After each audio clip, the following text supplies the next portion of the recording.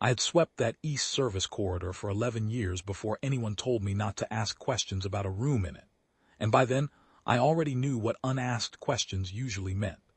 The Havorn Embassy had hosted its share of difficult weeks, trade disputes, border surveys, one miserable fortnight of fishing rights arbitration that nearly ended with somebody's chair going through a window. But nothing like the weak House Asheville and House Caldreth came to sign their truce. 30 years of border war between two dragon houses, settled on neutral ground under our chandeliers, in halls I had personally waxed more times than I could count. The chief steward gathered the night staff the first evening and told us plainly, stay out of the old linen store at the far end of the service wing. Diplomatic hold, he called it. Crated cargo, awaiting transfer once the summit closed. 2 guards on rotation outside the door, armed, polite, and absolutely immovable. Don't touch it. Don't open it, don't even sweep too close. I am 55 years old, and I have never once in my life been any good at leaving a strange sound alone. I raised 3 children mostly by myself, and nursed every sick farm animal within 2 miles of where I grew up, and both of those things teach you the same lesson, that something making noise in the dark is asking you a question, and walking past it doesn't answer anything. 3 nights into the summit, mopping the far end of that corridor near 2 in the morning, I heard something behind that door no crate of cargo had any business making. A thin, wet, ragged sound, like a kettle losing its whistle, like something small trying to breathe around something broken inside it. The guards were on their meal rotation, gone the length of the corridor and back, 4 minutes if they hurried. I used every one of them. What I found through the gap in the slats was a hatchling. Ash-gray scales going to charcoal along the ridge of its spine, no bigger than a half-grown hound, one wing folded wrong against the crate wall, and a smear of dried blood along its foreleg where it had clearly fought those slats and lost. It saw me and went rigid the way frightened things do when they've already decided that fighting costs more than it's worth. I did not open that crate. I am not a fool, and I had no idea yet what I was looking at. I slid a folded linen soaked in water through the gap and backed away, and that was the whole of it, that first night. It went on like that for the better part of 2 weeks. Water first, then scraps of kitchen meat wrapped in cloth so they wouldn't smell like theft on my apron. I talked to it low the whole time, the way you'd talk to a spooked animal in a barn, not because I expected it to follow my words, but because a calm voice means something to anything with a working set of ears, scaled or not. By the 4th night it had stopped flinching when my shadow crossed the gap. By the 10th it let me unlatch the crate door a hand's width and didn't so much as twitch. I noticed, around then, the particular sound it made when the water was warm rather than cold straight from the tap, a low ratcheting hum, almost contented, the same sound a kettle makes just before it decides not to boil over after all. I started warming the water on the kitchen stove after that, on my own time, and telling myself it was no trouble at all, which was mostly true. By the 14th night it was out of the crate entirely, curled under an old embassy blanket in the corner of that linen room, the foreleg healed clean, breathing easy for what I'd guess was the first time in a long while. I never gave it a name.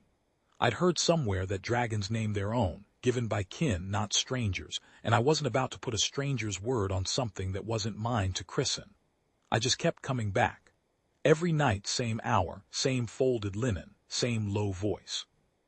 The chief steward caught the latch standing open once and tore a strip off me in the stairwell loud enough that 2 kitchen girls came to the doorway to watch. I told him it must have shaken loose on its own. He didn't believe a word of it and didn't push the matter either, which told me he had larger worries than one housekeeper's bad habits. He was right to. Upstairs, in rooms I never set foot in, the summit was coming apart at the seams. I heard it the way staff always hear things, in raised voices behind closed doors, in the Asheville delegation's guards going from merely watchful to outright grim, in a rumor that moved through the kitchens like a fever. Something of House Asheville's was missing, something irreplaceable, and the matriarch herself had refused to put her name to anything until it was found. I didn't put it together until the night the search came down our corridor. I was sitting on an overturned crate with the little one's head heavy against my knee, half asleep myself after a long shift, when I heard boots, a great many of them, moving with the particular speed of dragons who have stopped being patient with anyone. The linen room door went wide open. 6 of House Asheville's guard filled the doorway, claws sheathed, but every one of them coiled tight as a wound spring, ready for whatever they'd braced themselves to find: wreckage, a cage, evidence of cruelty they could carry home as cause for war instead of peace.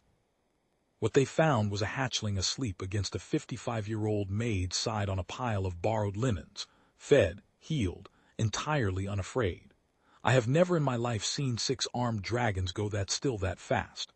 One of them said a name I didn't yet know, Orvin, and the little one's head came up at the sound of it, and that was the moment I understood whose grandchild I'd been feeding water to through a crate's slats for 2 weeks running.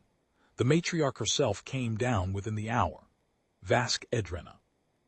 I had seen her once before, from a distance, crossing the grand hall like weather moving in. Up close, in that small, crowded linen room, she didn't look like weather at all. She looked like a grandmother who had spent 2 weeks believing the worst and had just been handed the best news of her life by pure accident. It came out afterward that a Caldrith handler named Riskin Thale had taken Orvin from the clutch transport 3 full weeks before the summit even opened, meaning to produce him at the worst possible moment as proof. Or so he'd planned to claim. That House Asheville couldn't be trusted to guard its own bloodline, let alone keep a peace. Instead, the crate sat forgotten in our service wing, while the man who'd hidden it lost his nerve about when exactly to play his hand, and a maid who didn't know any better kept the evidence both alive and breathing in the meantime, purely because it had sounded like it was hurting, and that had never once struck me as a thing to walk past. They walked Thale out through the kitchen entrance afterward, quiet, no fight in it at all, just 2 guards flanking him, and the particular look on a man's face when his careful plan has been undone by someone he never once thought to count as part of the story. Vask Edrena didn't make a speech over it. She knelt down, which I am told her kind doesn't do for just anyone wearing a housekeeper's apron, and brought her face close enough to mine that I could feel the warmth coming off her breath, and she said, "You did not know what he was, and you came anyway, every night." I told her I hadn't done anything more than what anyone does for a hurt thing that's finally stopped fighting you. She said that was precisely the kind of thing her people had stopped expecting from humans, and that I had likely cost her a war she'd already half decided to start. Then she gave me a name in her own tongue, low enough that I felt it in my chest before I properly heard it. Keth Marta, she called it, and told me it meant something close to the one who didn't need telling twice that a door should stay open. The treaty was signed 2 days later in the Grand Hall, under chandeliers I had personally waxed, and I wasn't there to see it. I was 3 corridors away with a mop, same as any other Tuesday, but I never did put a new latch on that linen room door. The chief steward asked me about it once, half a year on, and I told him that some doors, once you've heard what's breathing on the other side of them, you don't feel right locking again. He didn't argue the point. I believe by then he understood it too.